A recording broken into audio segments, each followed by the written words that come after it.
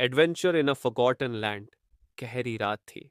चारों तरफ सन्नाटा और सर्द हवाओं की सरसराहट।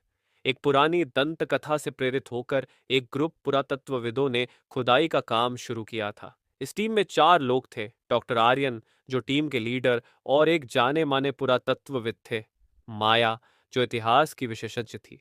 करण, एक टेक्नोलॉजी एक्सपर्ट। और रोहित, जो एक जिज्ञासु फोटोग्राफर था। उन्होंने सुना था कि हिमालय की गहरी घाटियों में एक प्राचीन सभ्यता की निशानियां छुपी हुई हैं, लेकिन किसी ने भी इन कहानियों को गंभीरता से नहीं लिया था। फिर भी एक पुराना नक्शा और एक टूटे हुए शिलालेख ने टीम को इस जगह पर आने के लिए मजबूर कर दिया। यह जगह कितनी रहस्यमयी है, माया ने कहा, चारों ओर नजर दौड़ाते हुए। पहाड़ों के बीच में छिपी यह घाटी शांत और डरावनी थी। शांत रहो माया, हमें फोकस करना होगा। यह जगह सिर्फ एक कहानी नहीं है, हम इतिहास लिखने वाले हैं, डॉक्टर आर्यन ने गंभीर स्वर में कहा। पहले दिन की खुदाई में उन्हें कुछ खास नहीं मिला, बस कुछ पत्थर और मिट्टी के बर्तन। लेकिन जैसे ही दूसरे दिन सूरज उगा, करण ने अचानक चिल्लाया, डॉक्टर आर्यन, यहाँ कुछ अजीब है, ये पत्थर प्राकृतिक नहीं लगते। डॉक्टर आर्यन और बाकी टीम भागते हुए करण के पास पहुंचे। पत्थरों को ध्यान से देखने पर पता चला कि वे बड़े दरवाजे का हिस्सा थे। यह दरवाजा जमीन के नीचे छुपा हुआ था। यह दरवाजा तो किसी प्राचीन सभ्यता का हो सकता है, माया ने उत्साहित होकर कहा। लेकिन इसे खोलें कैसे? इसमें कोई ताले या कुंजी का निशान नहीं है, करण ने हैरानी से पूछा।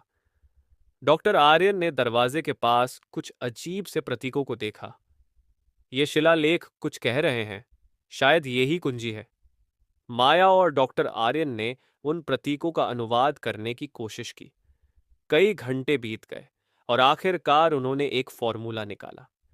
जैसे ही करण ने फॉर्मूला के अनुसार एक पत्थर को खींचा, दरवाजा धीरे धीरे खुलने लगा। दरवाजे के खुलते ही एक ठंडी हवा का झोंका बाहर आया। ये ये अद्भुत है। ये तो किसी भूल भुलैया की तरह लग रहा है, रोहित ने कैमरा सेट करते हुए कहा। टीम अंदर घुसी तो उनकी आंखें फटी रह गईं। एक पूरा शहर उनके सामने था। विशाल भवन, पानी के फव्वारे और अजीबोगरीब मूर्तियां। लेकिन ये सब धूल और जालों से ढका हुआ था। यह तो अविश्वसनीय है, यह शहर हजारों सालों से छुपा हुआ था। माया की आवाज में उत्साह था। लेकिन सवाल यह है कि ये लोग गए कहां और इस शहर को छुपाने की जरूरत क्यों पड़ी? डॉक्टर आर्यन ने गहरी सांस लेते हुए कहा। टीम ने शहर के हर कोने को खंगालना शुरू किया। करण ने एक कमरे में अजीब उपकरण देखे। डॉक्टर आर्यन, ये उपकरण किसी उन्नत टेक्नोलॉजी के हैं। यह सभ्यता हमसे कहीं ज्यादा विकसित थी। माया ने दीवारों पर उकेरी गई तस्वीरों का अध्ययन किया। ये देखिए, ये तस्वीरें किसी युद्ध को दर्शाती हैं। शायद इस सभ्यता का विनाश इसी कारण हुआ। लेकिन ये युद्ध किसी इंसानी दुश्मन से नहीं हुआ। ये देखो, ये आकृतियां इंसानों से अलग लगती हैं, करण ने भयभीत स्वर में कहा। डॉक्टर आर्यन ने दीवार पर लिखे कुछ संकेत पढ़े। ये चेतावनी है। ये टेक्नोलॉजी सिर्फ अच्छे के लिए बनाई गई थी, लेकिन अगर इसे गलत हाथों में दिया गया तो यह पूरी दुनिया को खत्म कर सकती है। टीम को धीरे धीरे समझ आने लगा कि वे किसी खतरनाक चीज के करीब हैं।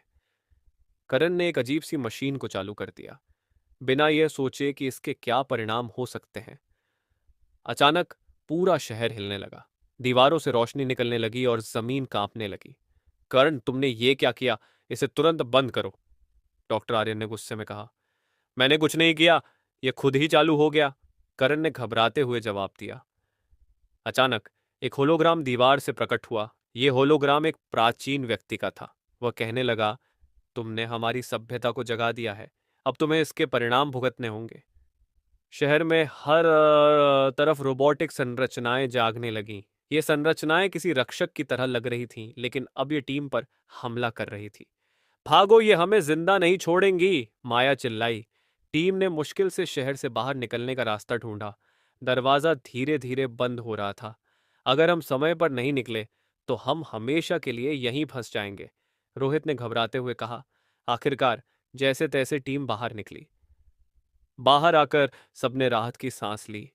यह सभ्यता जितनी उन्नत थी, उतनी ही खतरनाक भी। हम इसे कभी दुनिया के सामने नहीं ला सकते, डॉक्टर आर्यन ने कहा। लेकिन इसका मतलब यह भी है कि इतिहास में ऐसे कई रहस्य हैं जिन्हें हमें खोजने और समझने की जरूरत है, माया ने मुस्कुराते हुए कहा। टीम ने दरवाजे को फिर से बंद कर दिया और इसे हमेशा के लिए छुपा दिया। लेकिन उनके दिलों में यह सवाल हमेशा जिंदा रहा, क्या वह शहर सच में सो गया या फिर कभी जागेगा?